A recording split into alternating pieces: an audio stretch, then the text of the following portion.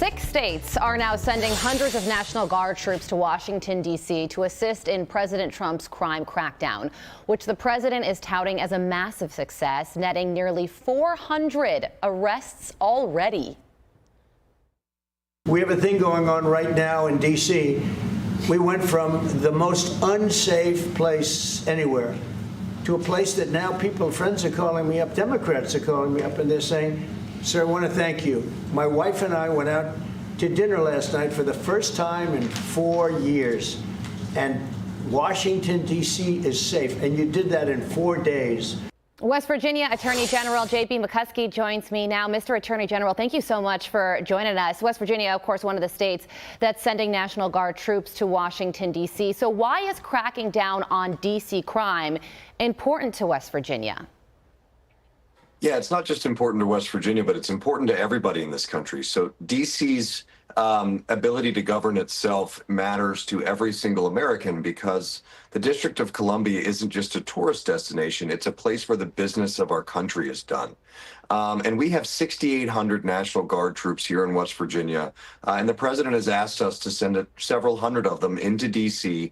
to make sure that our nation's capital is safe for the citizens of this country to do the business of this country. And Republicans are great at doing two things at once. Our National Guard has a dual role, and law enforcement very clearly fits within that role as defined in Section 32502F in the federal code. And so what we have here is the president asking for some help, and the people of West Virginia, as we always do, very, very grateful for the opportunity to lend a hand to make the people of D.C. safer and to make everyone who visits D.C. feel more comfortable. Yeah, and that's the goal. What do you think about the updated number that we just reported? 400 arrests made so far. Certainly can't make things less safe. What are your thoughts on that? So I was a D.C. resident for about 10 years. I went to college in D.C. I've seen what their government can look like, and I've seen what D.C. looks like when crime is really, really bad.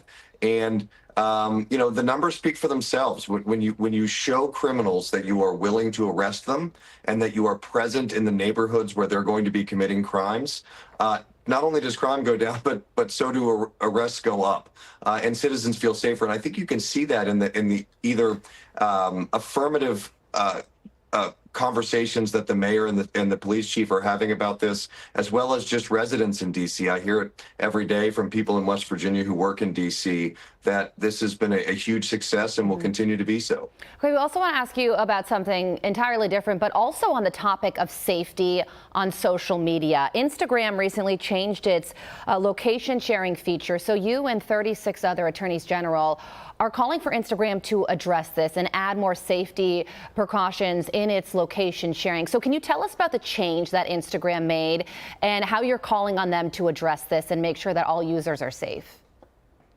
Sure. And so I'm the father of an 8 and a 10-year-old girl.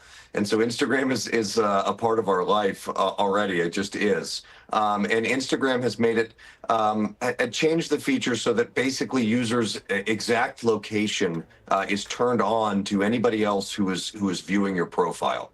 And this is really dangerous for kids in a world where there are sexual predators all over the internet preying on our children, but it's also dangerous for victims of domestic violence and people who have any need to ensure that their actual physical location isn't able to be found by others. So we've asked Instagram to make a couple of simple changes, mostly that the location sharing is an opt-in, especially for children's accounts, and to make sure that every user, especially people who might be vulnerable, have a real understanding of how the technology is tracking them and who can find them on the Instagram site. So this is a bipartisan effort. It's a smart thing, and we're very, very excited to get to talk to Instagram and hopefully make these subtle changes to protect their users. All right, West Virginia Attorney General, thank you so much for joining us. We appreciate it very much. Hey, thank you guys. Have a great morning, everybody. Absolutely. I'm Steve Ducey. I'm Brian Kilmeade. And I'm Ainsley Earhart. And click here to subscribe to the Fox News YouTube page to catch our hottest interviews